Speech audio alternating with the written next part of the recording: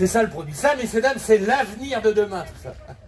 Bien. Non, je voulais quand même vous remercier d'être venus si nombreux à ce court colloque portant sur les pratiques évolutives du futur. Je suis Antoine Binstein, je suis chercheur en botanique.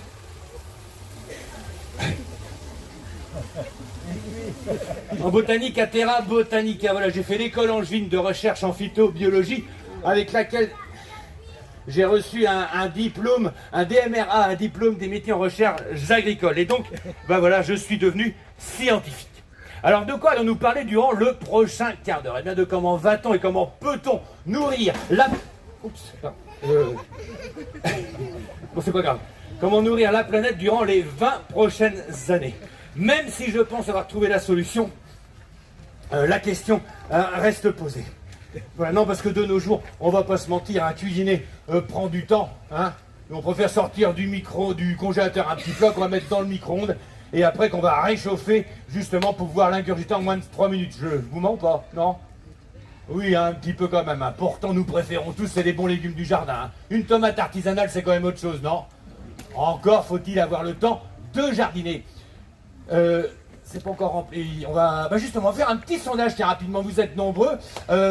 Qui parmi vous, justement, jardine et cuisine ses propres légumes du jardin? Vous cuisinez, vous cultivez et vous cuisinez vos propres légumes. Ah oui, ça baisse le lèvre un petit peu tout de suite, hein, voilà. C'est pas grave, on va refaire le sondage, mais alors des conditions de vie idéales, c'est-à-dire monoxyde rapide, là, avec le gaz de pétrole, on a une accélération, voilà, je crois que c'est bon par contre. J'ai arrêté la fumée, je vais mettre les ventilateurs, on va aérer tout ça quand même, voilà, pour que le poivron il puisse apparaître dans quelques instants, voilà. Si vous voulez, pour vulgariser mon propos, le gaz de pétrole, c'est un petit peu le trait d'union entre le poivron et le fenouil, voilà. Est-ce que vous voyez là-bas le poivron? Non, je vais vous le sortir, vous allez mieux le voir. Voilà. Hop là. Voilà, messieurs, dames, le poivron, voilà, ça c'est l'avenir de demain, je ne vous mentais pas. Alors vous allez me dire, ouais, il est plus gros quand même que celui qui est sur la fiche. Oui, c'est vrai, j'en profite pour écouler un stock de stéroïdes végétalisants. Et il est riche en fer.